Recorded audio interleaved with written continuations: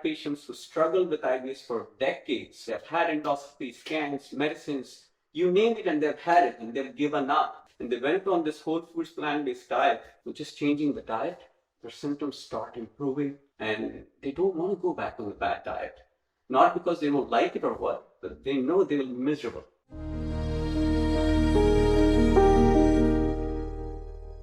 All right, thank you so much for having me. I know that you treat patients and you're a professor as well. Can you tell us a little about your background? I see the award from Veterans Office, Veteran Affairs Medical Center. Sounds like you treated a lot of tough military people, and I know military takes the best people. So can you tell us a little bit about your background? Certainly. Thank you for having me, Dr. Harsini.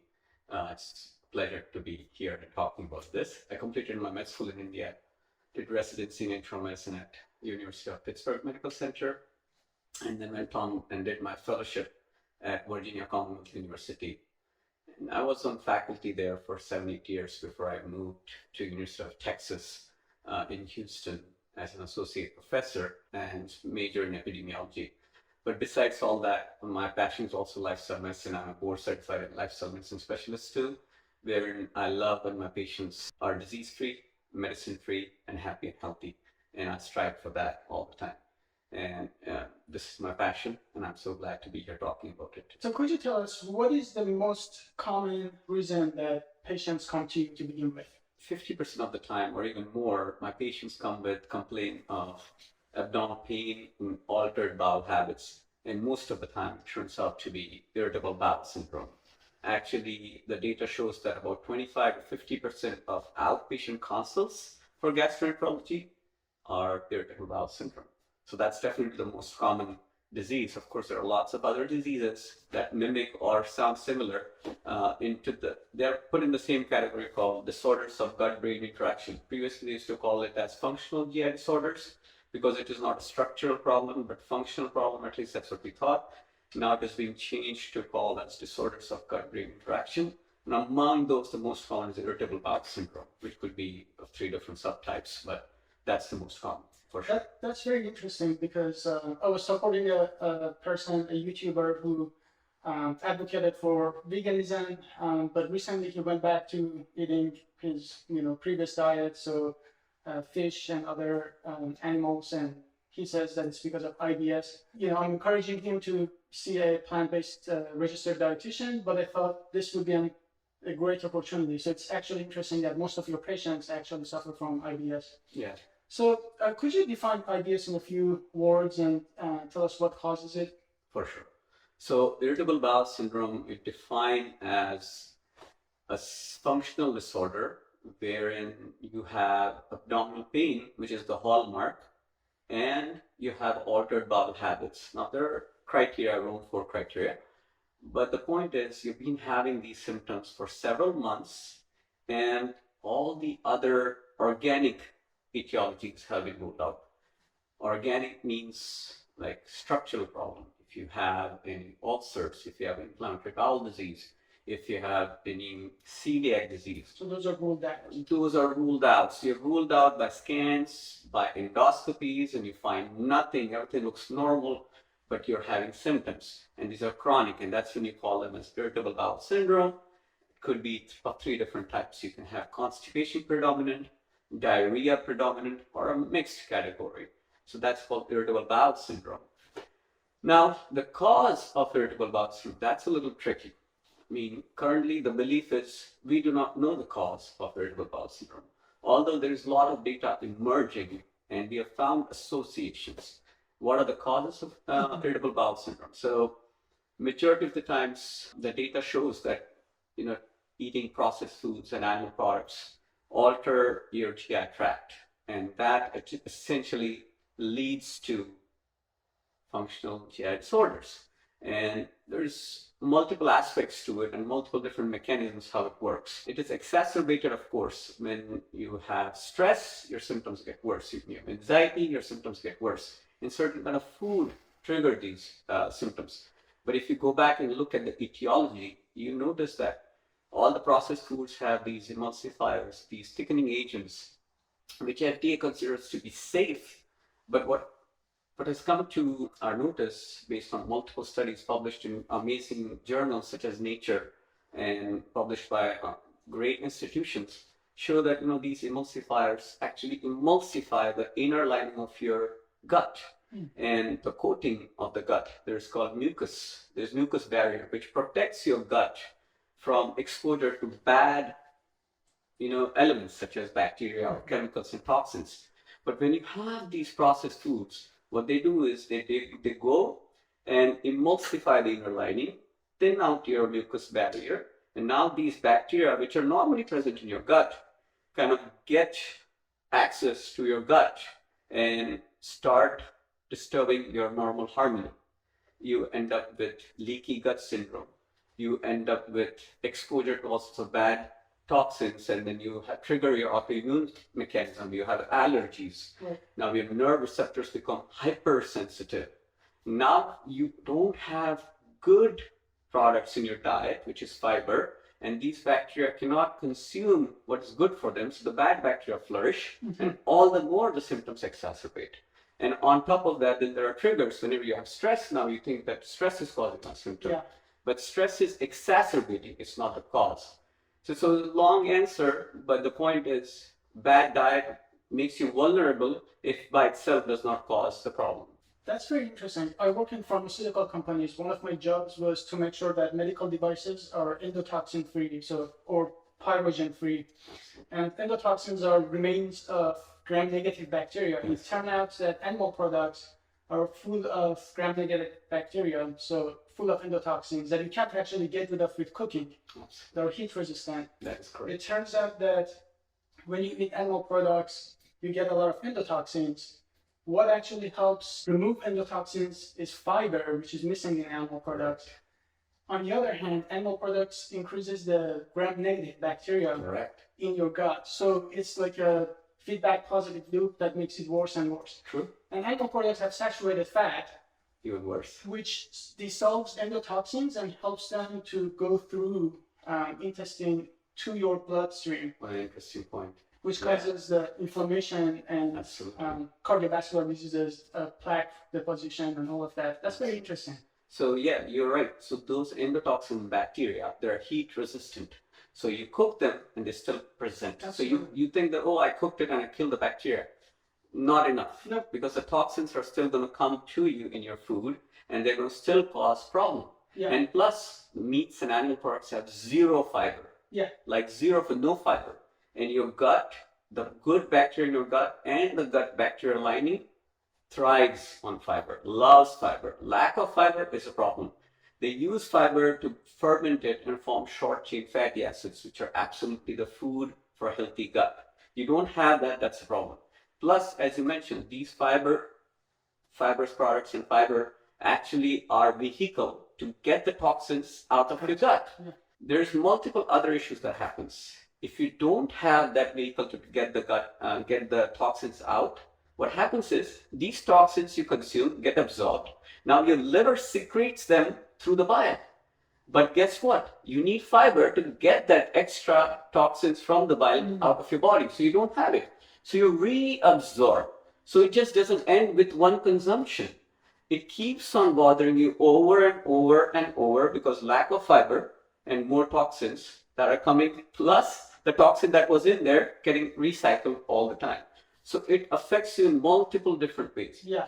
Now, additional factor, what happens is animal products, dairy especially, has estrogen. Cow will make milk only when she has hormones. So now these hormones are coming into the milk. If you make a butter or cheese out of it, these hormones are even concentrated. Right. Now, these hormones are known to tamper your normal hormonal system in your body. And estrogen receptors are present all across your body. It's not just present in female reproductive tract. They're present in your gut, your bones, liver, everywhere. Now, why is that important? Now, what happens is these receptors increase your sensitivity to pain. So normally, you and I will not feel that pain. But if you have more estrogen, then we use this word called allodynia. That means your nerve receptors become hypersensitive. So anything that you consume otherwise will not cause you pain. But if you have more estrogen and bad gut, then what happens is this estrogen will trigger pain. So just stopping dairy, besides animal products, will cut down symptoms significantly. If you cut out processed foods and put a ton of fiber in your system, awesome combination. Yeah. Your symptoms will start improving. I had patients who struggled with IBS for decades, not just a few weeks or months, and they went on this whole foods plant-based diet. Within a matter of few weeks, I generally give 3 months, but the results I start seeing the results like in less than 6 weeks. Oh, wow. Many times they would say 80% of their symptoms are already resolved. Now remember, they've had endoscopy, scans, medicines, you name it, and they've had it, and they've given up. They were like, this is my life, and I'm curled up in the bed with severe pain, and this is never going to get better. So just changing the diet, their symptoms start improving, and they don't want to go back on the bad diet. Not because they won't like it or what, but they know they will be miserable. So that's how it goes. We should probably make it even more practical, because if for people who think that taking care of their diet and their lifestyle is difficult, but then the rest of the time you are in pain, that sounds like a practical solution to me. Absolutely. So, Majority of my patients, what happens is they're like, I'll try it, I'll give it a try, I've been suffering, and they start feeling better. I'm like, you give it a try. And then they try to eat the food that they used to eat before, and their symptoms come right back. And they don't want to feel miserable. Nobody wants to feel miserable. So all of a sudden, feeling healthy becomes the priority, and you don't want to eat those foods, and you associate those bad foods with pain and all sorts of problems. So now we go on the healthy diet just because it makes you feel good. absolutely. On top of that, it will avoid the side effects are that your cholesterol will improve, your blood pressure will improve, heart disease will improve, cancer risk will go down, and n number of benefits. Yes. So I guess that kind of answers my next question. So when people ask me if veganism is healthy, I always say vegan, the dietary aspect, you can do it healthy or you can do it not healthy. You can just eat French fries and not be healthy. That's true. But would you say that it is possible to be on a plant-based diet, or vegan diet, and have IBS and manage it? Absolutely. Now, there's caveat, right? You will be on plant-based diet, like you said. French fries are vegan, right? Soda is vegan. Sugar is vegan. Not helpful. Right. That's inflammatory. It's going to ruin your gut. You're going to feel miserable. Not helpful. So you should be on whole foods plant-based diet. And salt, oil, sugar-free. So refined sugar is a problem. Oil is a problem. Excess salt is a problem. And any processed food is a problem. So you want to be on whole foods plant-based diet. That will get rid of all the toxins and flood your system with good food, which has ton of phytonutrients, ton of fiber. It's going to make your gut healthier, stronger. Your microbiota, microbiome is the bacteria in your gut. There are about 100 trillion bacteria, good and bad. And the good bacteria thrive on this fiber. Now, the general recommendations for irritable bowel syndrome in medical world and GI world is to give low FODMAP diet. Now, what is FODMAP? Low FODMAP is low fermentable oligo, di, mono, and saccharides and polyols. Now, these are sugars we think that we cannot digest, so we should cut down on those sugars, because these sugars, if you can't digest, they ferment, release toxin, your body kind of, because of the gas, it cannot pass, and then you end up having severe pain. But the sad part is, lots of good food, healthy food also have FODMAP in it. And many people who go on FODMAP, they stop eating healthy food. Now, in short run, you may feel a little better, but in long run, it's very bad, because now your microbiome gets worse and you end up inviting lots of other diseases. So instead, if you give up all the animal products and all the processed foods and stick to whole foods plant-based diet, that's going to be very, very helpful for you. Now, of course, along that, you need to be mindful. You should not overeat. You should not eat more frequently. You should not eat high-fat diet. You should be low-fat whole foods plant-based diet, so your gut can digest easily. Do some exercise to help your diet, gut move and pass the gas. Overall, improve stress management, good sleep. All of these are factors put together. It's going to help you with irritable bowel syndrome.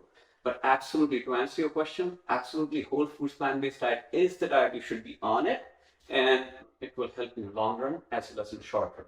So if I understand correctly, not only it is possible to have IBS and be on a whole food plant-based diet, but you even recommend it to your patients. Absolutely. I 100% recommend it to my patients.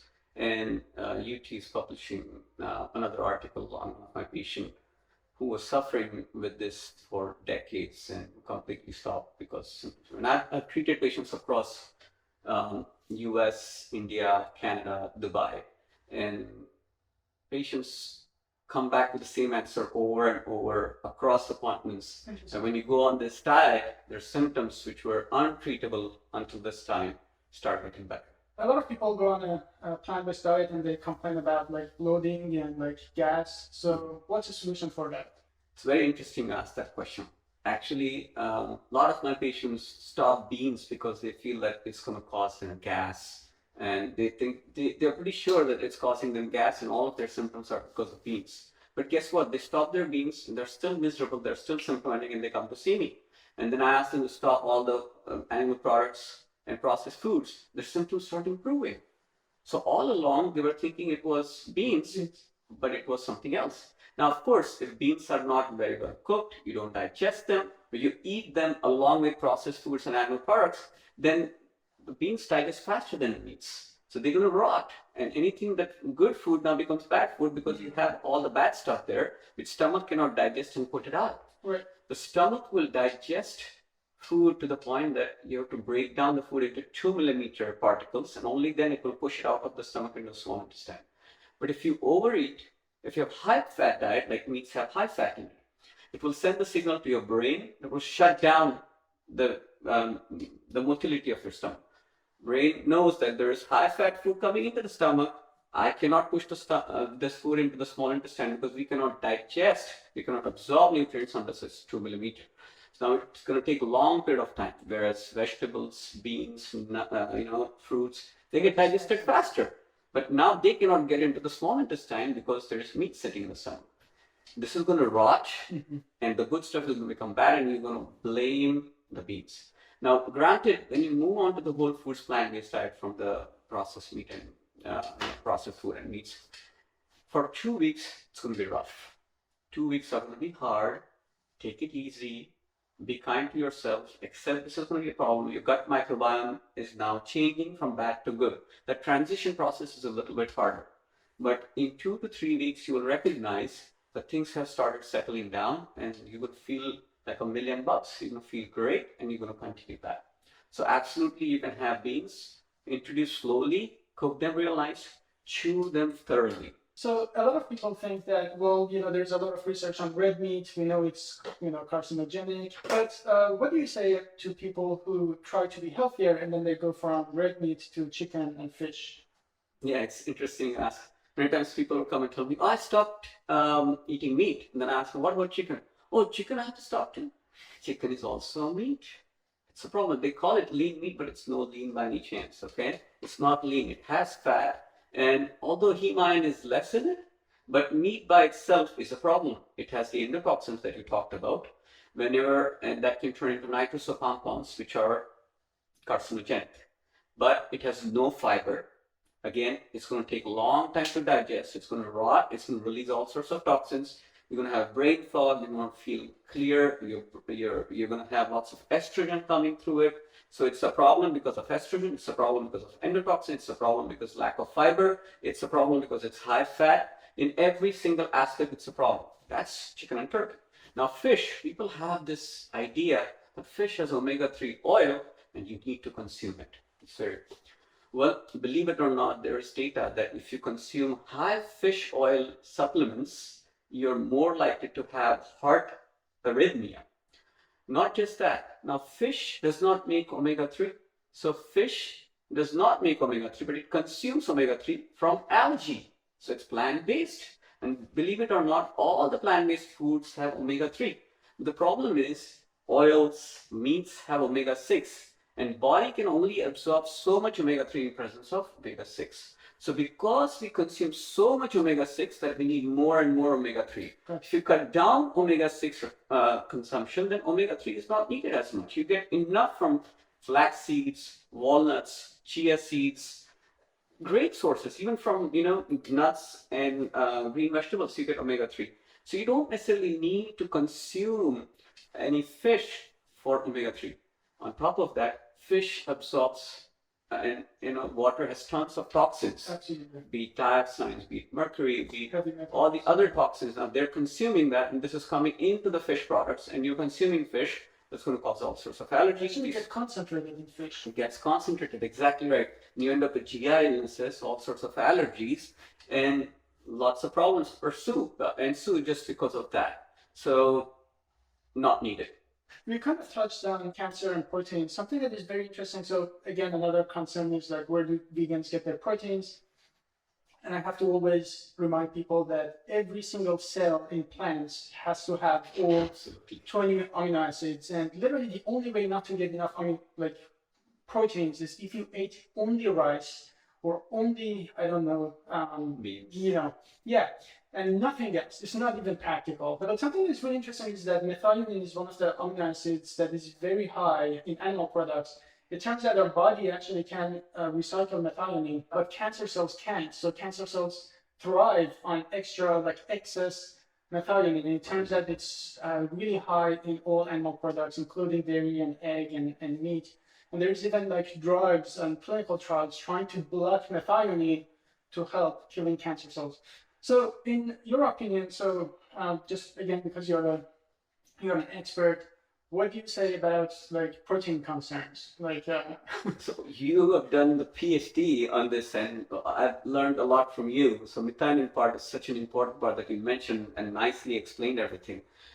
Now, in terms of protein as a whole, high protein diet has shown to cause lots of diseases, regardless of whatever the source be. Mm-hmm. And actually, there were diets that used to recommend high protein, and they ended up with lots of diseases, be it heart disease, be it kidney disease, or even cancers.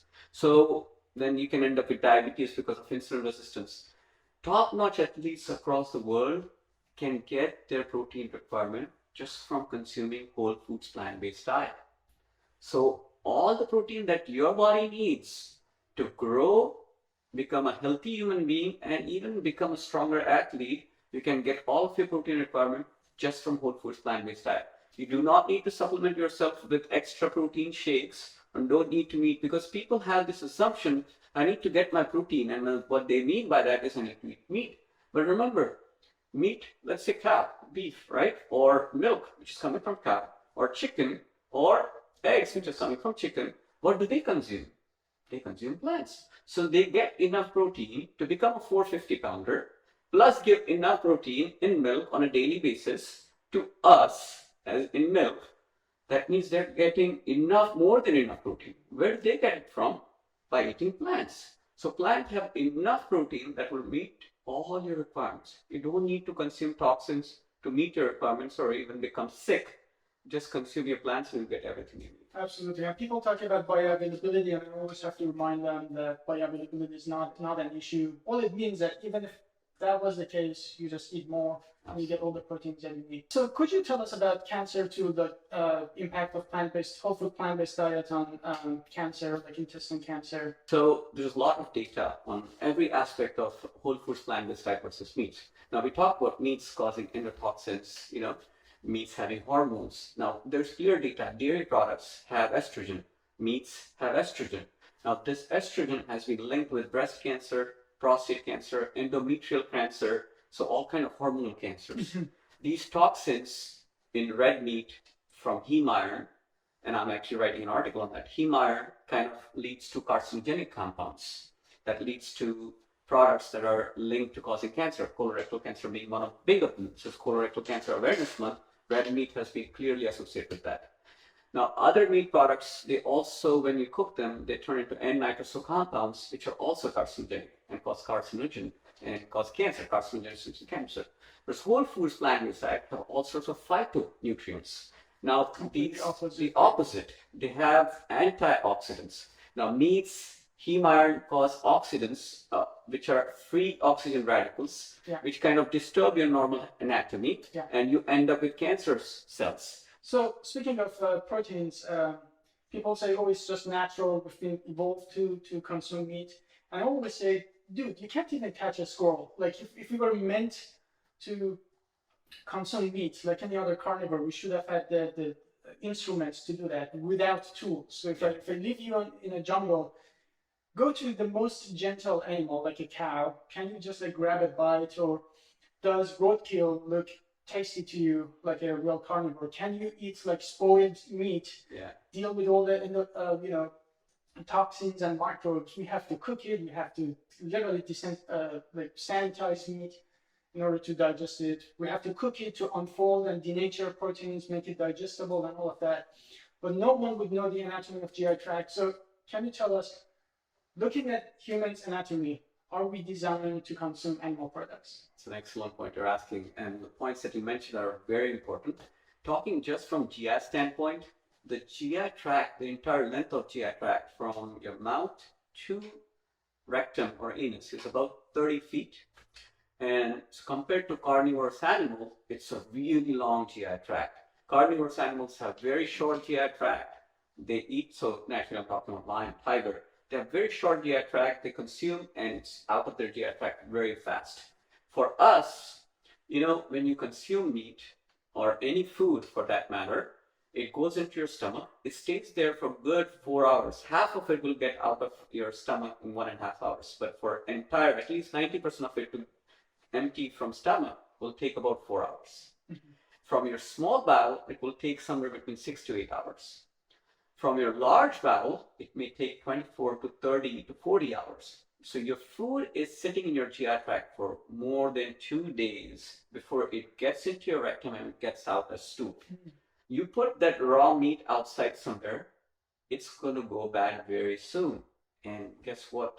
Exactly same thing happens in your GI tract. It rots, it ferments, plus it has high fat. So whenever there's high fat, your motility even slows down further.